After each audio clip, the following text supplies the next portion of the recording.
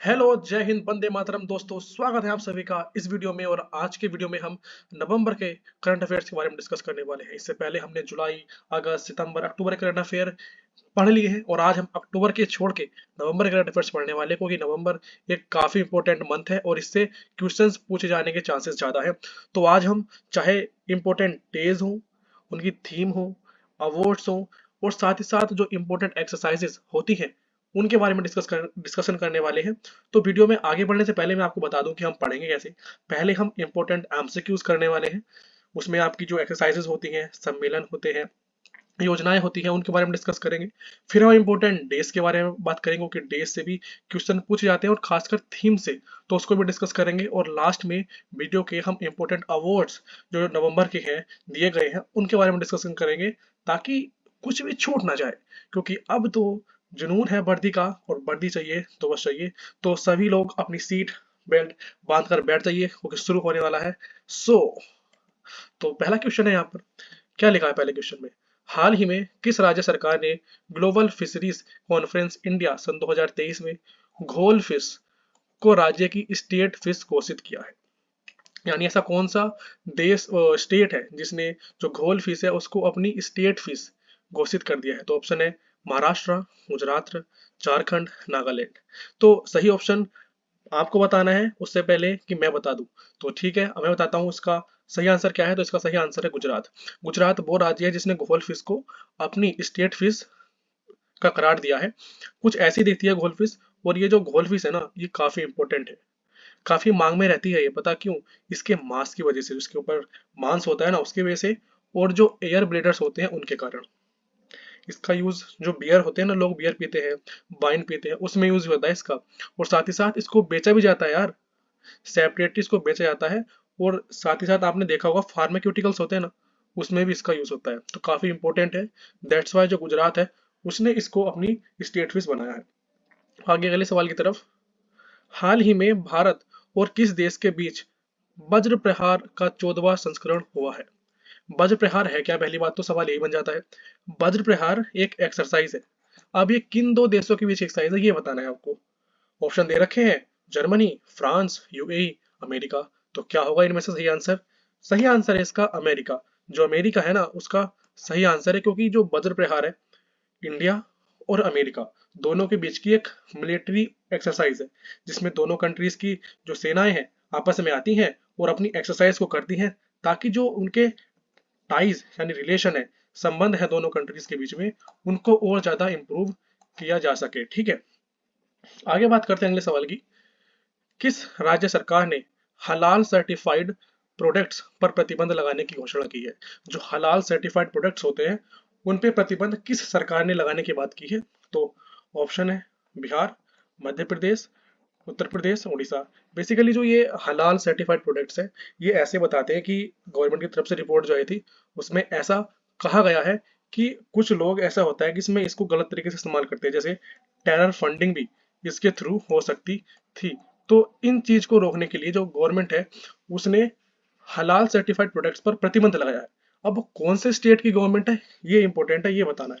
तो कौन सा है? सही आंसर है इसका उत्तर प्रदेश। उत्तर प्रदेश जो गवर्नमेंट है उसने ऐसा किया है। आगे बात करें तो अगला सवाल है। हाल ही में मशहूर प्रोड्यूसर और फिल्म निर्माता को 51वें एमी अवार्ड सन 2023 में बेस्ट डायरेक्टरेट अवार्ड से नवाजा गया है। तो वो कौन है? ऑप्शन है आपके सामने। एकता कपूर, मधुर भंडारकर, संजय लीला भंसाली या विवेक अग्निहोत्री। तो सही आंसर इसका हो जाएगा एकता कपूर। एकता कपूर इसका सही आंसर है। आगे कुछ इंपॉर्टेंट पॉइंट्स, कुछ इंपॉर्टेंट करंट अफेयर्स जो मैंने पॉइंट्स के फॉर्म में लिखे हैं। पहला है कि अंडर 19 के जो क्रिकेट वर्ल्ड कप होने वाला है सन 2024 में, उसकी मेजबानी करने वाला कौन सा देश है? तो उसका आंसर है दक्षिण अफ्रीका, साउथ अफ्रीका इसका सही आंसर है। अगले सवाल की तरफ बढ़ेंगे। अगला सवाल ने पूछा है कि जो नबार्ड है, इसके बारे में तो सबने सुना होगा। नबार्ड, NABARD। आगे बढ़ने से पहले एक क्वेश्चन आपको देता हूं कि नबार्ड की फुल फॉर्म क्या है।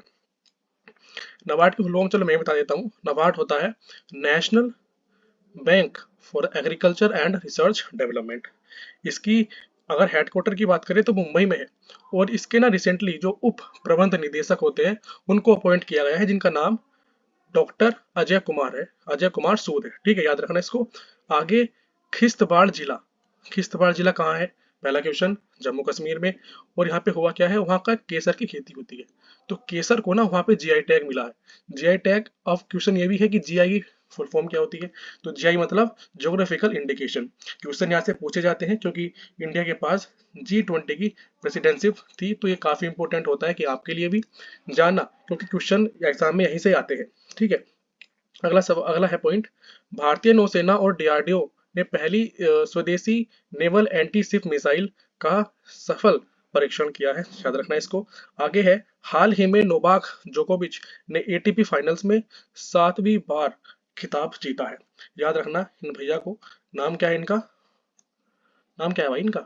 नोवाक जोकोविच।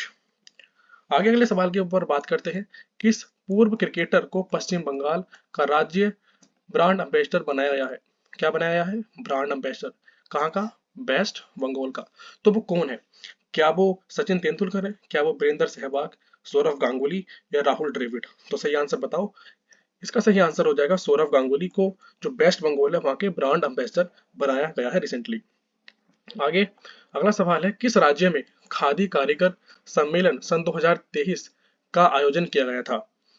तो सही आंसर क्या होगा इसका? छत्तीसगढ़ होगा, मध्य प्रदेश, उत्तर प्रदेश या उड़ीसा? तो सही आंसर है इसका उत्तर प्रदेश, इसका सही आंसर है। आगे बढ़ते हैं अगले सवाल की तरफ। तो अगले सवाल में लिखा है, किस राज्य सरकार ने आंगनबाड़ी केंद्रों पर हॉट कुक्ड मील योजना चलाई गई है? तो मैं बताता हूँ कि ये जो योजना है, ये जो आंगनबाड़ी वाले बच्चे होते हैं, आंगनबाड़ी वाले जो बच्चे होते हैं उनको ताजा और जो न्यूट्रिशियस फूड है वो प्रोवाइड करने की बात की गई, ताकि उनकी जो फिजिकल हेल्थ है, मेंटल हेल्थ है, वो अच्छे से ग्रो हो और वे लोग जो है एक्सीलेंस की तरफ बढ़े, अपनी एजुकेशन को अच्छे से रिसीव करें। तो ऑप्शन है इसके उत्तर प्रदेश, वेस्ट बंगाल, गुजरात, सिक्किम। तो सही आंसर इसका होने वाला है उत्तर प्रदेश। उत्तर प्रदेश इसका सही आंसर है, ठीक है। आगे बात करें तो अगर आप बेसिकली पढ़ तो रहे हैं जो जीएस, क्योंकि जीएस का सिलेबस है बहुत बड़ा और उसके लिए चाहिए रिवीजन, तो उसके लिए ना हमने एक जीएस की सीरीज लॉन्च की है जिसकी 4 वीडियो ऑलरेडी अपलोडेड है।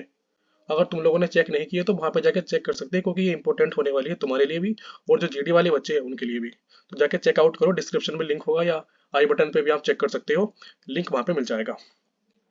आगे सवाल है, हाल ही में कौन सा देश वर्ष सन 2024 में अंतर्राष्ट्रीय चीनी संगठन की अध्यक्षता करेगा? इंटरनेशनल शुगर ये ऑर्गेनाइजेशन है, उसकी अध्यक्षता कौन करने वाला है बेसिकली? तो ऑप्शन है चाइना, भारत, श्रीलंका और पाकिस्तान। बेसिकली इस सवाल में मजे की बात क्या है, ये चीनी, इस चीनी से लोग समझेंगे कि इसका आंसर चाइना है, पर मजे की बात तो ये चाइना इसका आंसर है ही नहीं, क्योंकि ये चीनी पता कौन सी चीनी है? शुगर, जो तुम लोग खाते हो, अरे वही शुगर है ये, लोग इसे समझेंगे चाइना, पर ये कौन सी है? शुगर जो हम लोग खाते हैं। तो इसका आंसर कुछ लोग चाइना ठीक कर देंगे, वो गलत हो जाएगा, ठीक है। तो इसका सही आंसर पता क्या है? भारत इसका सही आंसर हो जाएगा।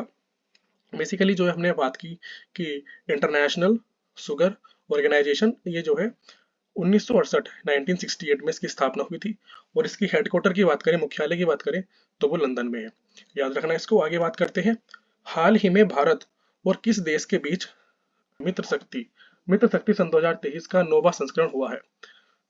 मित्र शक्ति एक अभ्यास है, एक मिलिट्री एक्सरसाइज है। अभी किन दो कंट्रीज की एक्सरसाइज है? पहला तो हमारा इंडिया है ही, पहला भारत है। भारत के किस देश के साथ? तो क्या वो कंबोडिया है, मलेशिया, श्रीलंका या ईरान? तो इसका सही आंसर हो जाएगा क्या? श्रीलंका। श्रीलंका इसका सही आंसर है।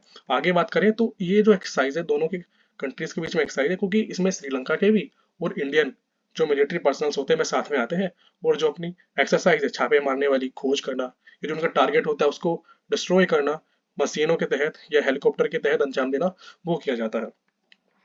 आगे है, इनोवेशन इकोसिस्टम को बढ़ावा देने के लिए भारत और किस देश ने समझौता किया है? जो इनोवेशन है, टेक्नोलॉजी इंफ्रास्ट्रक्चर को बढ़ाने के लिए ऐसे कौन से दो देश हैं जिन्होंने इनोवेशन इकोसिस्टम को बढ़ावा देने के लिए समझौता किया है? पहला तो अपना भारत, और दूसरा जर्मनी है क्या, अमेरिका, यूके या रूस? तो इसका सही आंसर हो जाएगा अमेरिका, इसका सही आंसर है यूएसए। आगे अगला सवाल है, तीसरी हाल ही में तीसरी हॉकी इंडिया सीनियर महिला इंटर डिपार्टमेंट नेशनल चैंपियनशिप सन 2023 का उद्घाटन कहाँ हुआ है? तो कहाँ हुआ है भाई बताओ सब? क्या मुंबई में, जयपुर में न्यू दिल्ली में, चंडीगढ़ में। मुझे तो इसका आंसर क्या लग रहा है, बताओ बताओ, तुम भी बताओ भाई, इसका सही आंसर क्या होगा? तो इसका सही आंसर होगा न्यू दिल्ली में हुआ है। आगे बात करते हैं अगले सवाल की। ये सवाल क्वेश्चन इंपॉर्टेंट है, 3 स्टार लगा लो, आ सकता है ये। हाल ही में मोहम्मद मिज़ू ने किस देश के 8वें राष्ट्रपति बने हैं? बेसिकली ये पूछना चाह रहा है सवाल। तो ये इंटरेस्टिंग क्वेश्चन इसलिए है क्योंकि रिसेंटली हमने देखा इस देश के बीच में और इंडिया के बीच में एक कंट्रोवर्सी देखने के लिए मिली, क्योंकि जो इंडियन प्राइम मिनिस्टर है जब लक्षद्वीप गए थे तो इन्होंने इसके खिलाफ ऑब्जेक्शन उठाया था कि अगर ऐसे वो करेंगे तो उनकी जो इकोनॉमी है उस पर काफी असर देखने के लिए मिलेगा। तो हिंट आपको मिल गया होगा, क्या वो सिंगापुर है, मालदीव है, कंबोडिया है या मलेशिया है? तो मुझे तो इसका आंसर मालदीव लग रहा है। कुछ लोगों ने सही दिया होगा, कुछ लोगों ने गलत दिया होगा, तो टेंशन लेने की बात नहीं है। मेन चीज ये है कि आपने इसको याद किया। ठीक है, अगले सवाल की तरफ बढ़ते हैं। तो पूछा है, हाल ही में किस क्रिकेटर को आईसीसी वर्ल्ड कप सन 2023 में प्लेयर ऑफ द टूर्नामेंट का खिताब मिला है? प्लेयर ऑफ द टूर्नामेंट का खिताब किसको मिला है? तो सही आंसर क्या होगा? तो सही आंसर हो जाएगा इसका विराट कोहली को, जो प्लेयर ऑफ द टूर्नामेंट है उसका खिताब मिला है। आगे बात करते हैं, हाल ही में कहाँ हिंद प्रशांत क्षेत्रीय संवाद का आयोजन किया गया है? तो मुंबई में, जयपुर में, कोची में या न्यू दिल्ली? तो इसका सही आंसर हो जाएगा नई दिल्ली में इस संवाद की बात हुई थी, और ये 15 नवंबर से 17 नवंबर के बीच में चला था। 15 नवंबर से 17 नवंबर के बीच में चला था। बेसिकली इसका एक टारगेट था, जो इंडो पैसिफिक रीजन है, इंडो पैसिफिक वाला रीजन है ना, और जो इंडियन ओशन है उसमें पीस को मेंटेन करना। और ये बेसिकली जो नेवी होती है, इंडियन नेवी, उनके द्वारा आयोजित किया गया था। आगे अगला सवाल है यहाँ पे, हाल ही में भारत ओपेक ऊर्जा वार्ता, भारत ओपेक ऊर्जा वार्ता की छठी बैठक कहाँ आयोजित की गई है? कौन सी की गई है ये भी सवाल है। छठी, 6 नंबर की ये की गई है, और ये कहाँ हुई है? लंदन में, मॉस्को में, डबलिन, ऑस्ट्रेलिया। तो बताओ जल्दी जल्दी क्या होगा? तो इसका सही आंसर है ऑस्ट्रेलिया। बेसिकली ये ना, ये मैंने बताया आपको, भारत ओपेक ऊर्जा वार्ता ये एक एनर्जी के रिलेशन में, जैसे हम ऑयल परचेस करते हैं मिडिल ईस्ट से, तो जो मिडिल ईस्ट वाली जो कंट्रीज है ना उनके साथ भारत की एक कॉन्वर्सेशन है। ठीक है, और इसमें जो ओपेक है, OPEC, इसकी फुल फॉर्म होती है organization of petroleum exporting countries, यानी वे कंट्रीज जो पेट्रोल को एक्सपोर्ट करते हैं, और इंडिया उसको क्या करता है? इंपोर्ट करता है। इंडिया नहीं बल्कि बहुत सारे कंट्रीज वहां से इंपोर्ट करते हैं, और वन ऑफ दी एक इंपॉर्टेंट सोर्स है एनर्जी का मिडिल ईस्ट। ठीक है, आगे अगला सवाल है, हाल ही में कहाँ 10वीं आसियान रक्षा मंत्री की बैठक आयोजित की गई थी? तो बताओ कहाँ पे आयोजित की गई थी 10वीं आसियान की रक्षा मंत्री की बैठक? तो उससे पहले मैं बता दूं आपको आसियान के बारे में। तो आसियान जो फुल फॉर्म बताता हूँ पहले इसकी, तो association of south east Asian nation, इसकी जो है फुल फॉर्म है। ठीक है, ऑप्शन है आपके पास नई दिल्ली, जकार्ता, ढाका या कोलंबिया। तो सवाल का सही उत्तर क्या होगा? जकार्ता। अब जकार्ता की बात करें तो जकार्ता इंडोनेशिया है ना, इंडोनेशिया एक देश है जो कहाँ पे है? वही साउथ चाइना सी वाला रीजन है, वहीं पे देखने के लिए मिलता है। ये जो है जकार्ता इंडोनेशिया की राजधानी है, और ये जकार्ता है, जैसे जकार्ता है तो इसके चारों तरफ ना सी लेवल जो है वाटर राइज कर रहा है, जिसकी वजह से डूब रहा है, समुद्र के अंदर जा रहा है। तो जो इसकी नई राजधानी यानी नुसंतारा बनाने की बात की गई है। और साथ ही साथ बात करूं मैं अगले सवाल की, तो यहाँ पे पूछा है, किस देश ने शहरी बुनियादी ढांचे के विकास के लिए एशियाई विकास बैंक से $400 मिलियन का समझौता किया है? एशियाई विकास बैंक मतलब एशियन डेवलपमेंट बैंक से $400 मिलियन लिए हैं। तो भारत है, श्रीलंका, मालदीव या कंबोडिया? तो सही आंसर इसका हो जाना चाहिए भारत। आगे बात करें, हाल ही में G7 विदेश मंत्रियों की बैठक किस देश में हुई है? G7 देशों की जो विदेश मंत्री हैं उनकी बैठक कहाँ हुई है? भारत में, चीन में, जापान में या जर्मनी में? तो सही आंसर इसका हो जाएगा जापान में ये हुई है। अगला सवाल है, हाल ही में किस राज्य सरकार ने प्रोजेक्ट डॉल्फिन को लागू करने की आदेश जारी किया है? तो सही उत्तर क्या होगा इसका? इसका सही उत्तर होगा तमिलनाडु, इसका सही उत्तर होगा। बेसिकली जो डॉल्फिन मिशन था, प्रोजेक्ट डॉल्फिन, ये सन 2021 में ही शुरू हो गया था, और जो इसकी अगर टेन्योर की बात करें तो ये सन 2021 से 25 तक चलने वाला है। और इसमें जो गंगा की जो डॉल्फिन थी उनकी जो अप्रोक्सीमेटली गणना है वो कंप्लीट हो चुकी है, और नए नए राज्य से तमिलनाडु है उसने अब इसको क्या किया है? लागू करने की बात की है। अगला सवाल है, हाल ही में केंद्रीय वित्त मंत्री निर्मला सीतारमण ने किस राज्य में 12 GST सेवा केंद्रों का वर्चुअल उद्घाटन किया है? तो सही आंसर क्या होना चाहिए? पहली बात तो जीएसटी की फुल फॉर्म क्या होती है, ये सबको बताना है। क्या होती है? गुड एंड सर्विसेज टैक्सेस, ठीक है, याद रखना। और ये एक इनडायरेक्ट टैक्स है। कैसा? Indirect tax. इनडायरेक्ट क्या है? ये टैक्स है, याद रखना। ऑप्शन है हरियाणा, हरियाणा, महाराष्ट्र, गुजरात, उड़ीसा। तो सही आंसर क्या होगा इसका? गुजरात इसका सही आंसर हो जाएगा। जैसे कि ये गुड्स एंड सर्विसेज टैक्स, और इसकी स्थापना सन 2017 को, 1 जुलाई सन 2017 को इसकी स्थापना हुई थी। किसकी? जीएसटी की। आगे अगला सवाल है, हाल ही में एशियाई प्रशांत आर्थिक सहयोग एपीईसी शिखर सम्मेलन किस देश में आयोजित किया गया था? तो क्या वो अमेरिका में, फ्रांस में, जर्मनी में, इटली में? तो इसका सही आंसर हो जाएगा क्या? अमेरिका इसका सही आंसर हो जाएगा। अगला सवाल है, हाल ही में नवा भारत अंतर्राष्ट्रीय विज्ञान महोत्सव किस राज्य में आयोजित किया गया है? कौन से नंबर का है? नवा। तो कहाँ आयोजित क्या हुआ होगा? पंजाब में, हरियाणा में, झारखंड में या बिहार में? तो जल्दी बताओ क्या होगा इसका आंसर? तो इसका सही आंसर होगा हरियाणा, इसका सही आंसर होने वाला है। और आगे अगले सवाल की बात करें तो इस सवाल में पूछा है, किस राज्य सरकार द्वारा जो बेघर लोग होते हैं, बेघर मतलब जिनके पास घर नहीं होता, उनको लिए एक अबुआ आवास योजना, जो अबुआ आवास योजना है वो लाई गई थी, जिसके तहत 8 लाख घर बना के उन लोगों को दिए गए थे, ताकि जो बेघर लोग हैं वे वहां जाकर रह सके। तो ऐसा किस राज्य सरकार ने किया है? क्या वो छत्तीसगढ़ है, पंजाब है, झारखंड है या बिहार है? तो जल्दी से बताओ कमेंट में क्या है आंसर।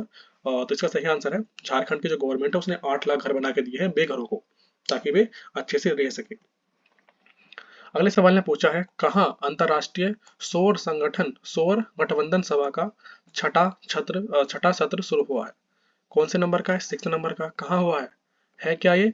जो सोलर एनर्जी होती है उसको और ज्यादा बढ़ाने के लिए ये सभा बनाई गई थी।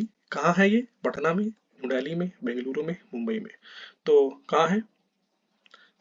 ये है न्यू दिल्ली में, इसका सही आंसर हो जाएगा। आगे बात करते हैं, हाल ही में कौन सा विश्वविद्यालय स्वयं का सैटेलाइट लॉन्च करने वाला है? भाई ये क्वेश्चन ना एक यूनिक क्वेश्चन है और उसको याद करना। कौन सा विश्वविद्यालय स्वयं का, खुद का ओन सैटेलाइट कौन लॉन्च करने जा रहा है? तो क्या वो मुस्लिम विद्यालय अलीगढ़ वाला है, अलीगढ़ मुस्लिम विश्वविद्यालय, चंडीगढ़ विश्वविद्यालय, और दिल्ली यूनिवर्सिटी या जवाहरलाल नेहरू यूनिवर्सिटी? तो इसका सही आंसर बताएं। तो होगा अलीगढ़ मुस्लिम यूनिवर्सिटी, इसका सही आंसर हो जाएगा। बेसिकली जो अलीगढ़ यूनिवर्सिटी की बात करें तो ये 1920 में बनाई गई थी। किसके द्वारा? सर सैयद अहमद खान जो थे उनके द्वारा इसकी स्थापना की गई थी, और 1921 में इसको एक केंद्रीय विश्वविद्यालय का दर्जा मिला था। और ये जो ना जो ब्रिटिश इंडिया थी उस टाइम की एक उच्च शिक्षण संस्थान थी। उच्च शिक्षा संस्थान मतलब जहाँ पे उच्च शिक्षा शिक्षा जो है मिलती थी। अब हमने जो इम्पोर्टेंट एमसीक्यूज है उनको कर लिया है पूरा। अब टाइम है कि हम इम्पोर्टेंट डेज जो है उनकी थीम है उनकी तरफ एक नजर घुमाएं, क्योंकि सवाल तो वही यहाँ से भी बनते हैं। तो शुरू करते हैं। पहला है 1 नवंबर। 1 नवंबर को क्या मनाया जाता है? तो 1 नवंबर को ना राज्योत्सव दिवस, क्योंकि इस दिन कर्नाटक जो है, हमारा देश है कर्नाटक, एक स्टेट है कर्नाटक, उसकी स्थापना हुई थी। बेसिकली ये 1956 को बना था। जितने भी कन्नड़ भाषा बोलने वाले लोग हैं एक साथ मिलकर रहे और कर्नाटक जो प्रदेश है उसकी स्थापना हुई। आगे अगला सवाल है, 5 नवंबर। 5 नवंबर को क्या मनाया जाता है? तो मनाया जाता है विश्व सुनामी जागरूकता दिवस। 5 नवंबर को मनाया जाता है। जो भी लोग होते हैं उनके उसमें जितने भी लोग होते हैं संसार में उनको अवेयरनेस फैलाने के लिए, ताकि जो सुनामी है उसके दुष्परिणाम क्या क्या हो सकते हैं, उससे कैसे बचा जा सकता है, और जिसके वजह से जो लोग हैं उससे बच सकते हैं। इसकी थीम की बात करें तो थीम है fighting inequality for a resilient future. Fighting inequality for a resilient future. अगला है 7 नवंबर को क्या मनाते हैं? राष्ट्रीय कैंसर जागरूकता दिवस। 7 नवंबर को राष्ट्रीय नेशनल, अरे वर्ड की बात करें तो वो होता है 4 फरवरी को मनाया जाता है। ये सन 2014 के दौरान इसको शुरू किया गया था, ठीक है। ये जो है एक इम्पोर्टेंट है, क्यों? क्योंकि ये जो है, जो इसकी थीम की बात करता हूँ पहले तो मैं। थीम थीम क्या है इसकी? Close the care gap. और ये इंपॉर्टेंट इसलिए है क्योंकि जो कैंसर की जो बीमारी है ना वो फैलती जा रही है, ठीक है, फैलती जा रही है। इसके लिए लोगों को कोशिश होना जरूरी है, उन्हें अवेयरनेस जरूरी है, अभी अवेयर होने चाहिए कि कैसे फैल रहा है, कैसे नहीं फैल रहा है, कैसे प्रोटेक्शन चाहिए। तो उसके लिए इसको सेलिब्रेट करते हैं। आगे है 9 दिसंबर। 9 दिसंबर को उत्तराखंड का स्थापना दिवस हुआ था, 2000 में इसकी स्थापना हुई थी। और 2007 से पहले इसको उत्तरांचल के नाम से जानते थे, और 2007 के बाद इसको पूरा उत्तराखंड के नाम से जानने लगे हैं। आगे 10 नवंबर की बात करें तो इसको विश्व विज्ञान दिवस के रूप में मनाते हैं, जो 10 नवंबर को मनाया जाता है हर साल। और इसकी थीम की बात करें तो थीम क्या है इसकी? थीम है बिल्डिंग ट्रस्ट इन साइंस। आगे बात करें, यार देखो थीम भी इंपॉर्टेंट है, क्योंकि थीम भी कई बार क्वेश्चन में आती है। और साइंस की बात है तो साइंस तो इंपॉर्टेंट है ही। अगर साइंस की तुम बात करो, अगर तुम्हें कुछ खा के एसिडिटी हो गई तो क्या करोगे तुम? बेस लोगे। बेस क्या है? इनो खाओगे, रिएक्शन होगा और तुम ठीक हो जाओगे। तो साइंस की इंपॉर्टेंस जरूरी है, इसलिए इसको मनाया जाता है 10 नवंबर के दिन। आगे अगला है 12 नवंबर। विश्व निमोनिया दिवस कब मनाया जाता है? विश्व निमोनिया दिवस 12 नवंबर को मनाया जाता है। और जितने ये 5 साल से कम के बच्चे होते हैं ना, उनमें ज़्यादा देखने के लिए मिलता है निमोनिया, ये जुकाम खांसी वाला ज़्यादा देखने के लिए मिलता है। और उसकी थीम की बात करें तो ये है breath, every breath counts, stop pneumonia in its track. यानी हर एक ब्रीथ की जो है यहाँ पे इंपॉर्टेंस है, और जो निमोनिया रास्ते में है उसको रास्ते में रोक दो, आगे बढ़ना ही मत दो। ठीक है। आगे है 15 नंबर सवाल, झारखंड स्थापना दिवस। 15 नवंबर है, झारखंड स्थापना दिवस मनाते हैं, 2000 को इसकी स्थापना हुई थी। ठीक है। आगे 19 नवंबर की बात करें तो विश्व शौचालय दिवस के रूप में मनाते हैं। 19 नवंबर को विश्व शौचालय दिवस के रूप में मनाते हैं। अगला है 26 नवंबर, भारत का संविधान दिवस। यानी 26 नवंबर को कॉन्स्टिट्यूशन डे के रूप में बनाते हैं, क्योंकि इसी दिन ना जो कॉन्स्टिट्यूशन है उसको बेसिकली वो करने वाले थे, लागू करने वाले थे। पर जो वे हैं जवाहरलाल नेहरू जी, पंडित जवाहरलाल नेहरू, उन्होंने 1929 में लाहौर के सेशन में ये कहा था कि 26 जनवरी को हम फर्स्ट इंडिपेंडेंस डे के रूप में सेलिब्रेट करेंगे। तो इसलिए 26 जनवरी को ये ट्रांसफर कर दिया गया था। हालांकि इससे 26 नवंबर 1949 से ही कुछ जो उसके लॉस थे वो काम करने शुरू कर दिए थे, पर पूरी तरीके से 26 जनवरी 1950 को पावर में आया था। और इसी के साथ इम्पोर्टेंट डेज और थीम के बाद अब टाइम आता है कि कुछ इम्पोर्टेंट अवार्ड्स, क्योंकि अवार्ड से भी क्वेश्चन आते हैं और एक अच्छा खासा वेटेज ही रखता है। तो यहाँ पे देखते हैं अवार्डीज के बारे में और अवार्ड के बारे में। तो अवार्ड का नाम है wild life photographer of the year. Wild life photographer of the year award किसको मिला है? तो सही आंसर इसका बिहान तालिया विकास को ये मिला है। अगला है बैलन डे और। अब ये बताओ कि बैलन डे और कौन से खेल से संबंधित है? तो इसका आंसर है अताना बोनमाटी और लियोनल मेसी। आगे अगला है British Academy Booker Prize. British Academy Booker Prize किसको मिला है? तो ये मिला है नंदिनी दास को। अब एक बार रिवाइज करते हैं। Wild life photographer of the year किसको मिला है? बिहान तालिया विकास को। बैलन डोर किसको मिला है? Aitana Bonmati and the Lionel Messi को मिला है। ब्रिटिश अकेडमी बुकर प्राइज किसको मिला है? नंदिनी दास को मिला है। अगला है ग्लोबल रेस्पॉन्सिबल टूरिज्म अवार्ड किसको मिला है? केरला को मिला है। फाइड ग्रांड स्विस किसको मिला है? इंडियन ग्रैंड मास्टर विदित गुजराती। ठीक है। अगला है साओ पोलो ग्रैंड प्रिक्स किसको मिला है? मैक्स वर्स्टेफन को मिला है। अगला है फैशन आइकन अवार्ड किसको मिला है? सरीना विलियम्स को ये मिला है। आगे बात करें बुकर प्राइज किसको मिला है? तो बुकर प्राइज मिला है पॉल रिंग को। और लाइफ टाइम अचीवमेंट अवार्ड मिला है, तो ये मिला है डॉक्टर कमाची मोडाली उठांटी को। और आगे है नेशनल मेटलर्जिस्ट अवार्ड किसको मिला है? तो ये मिला है डॉक्टर देवाशीष भट्टाचार्य जी। ठीक है। तो ये सभी इंपॉर्टेंट क्वेश्चंस थे। आज के लिए इतना ही, क्योंकि ये क्वेश्चंस इंपॉर्टेंट है। अगर आपने पीडीएफ की चिंता ले रहे हो ना, वो मत लो। वो नीचे टेलीग्राम है ना, वहाँ पे आपको मिल जाएगी, जाके डाउनलोड कर सकते हो उसका। अगर बात करें चैनल की, जो टेलीग्राम पे चैनल है उसका भी नाम यही है, स्टडी टॉपिक। वहाँ से भी जाके आप इसको चेकआउट कर सकते हैं। तो आज के लिए इतना ही। अगले वीडियो में हम दिसंबर के जो इंपॉर्टेंट करंट अफेयर्स होंगे उसके बारे में बात करेंगे, इंपॉर्टेंट डेज के बारे में, इंपॉर्टेंट सम्मेलन के बारे में, सम्मान के अवार्ड्स के बारे में, इंपॉर्टेंट एमसीक्यूज वहाँ पे डिस्कस करेंगे। तो थैंक यू, जय हिंद।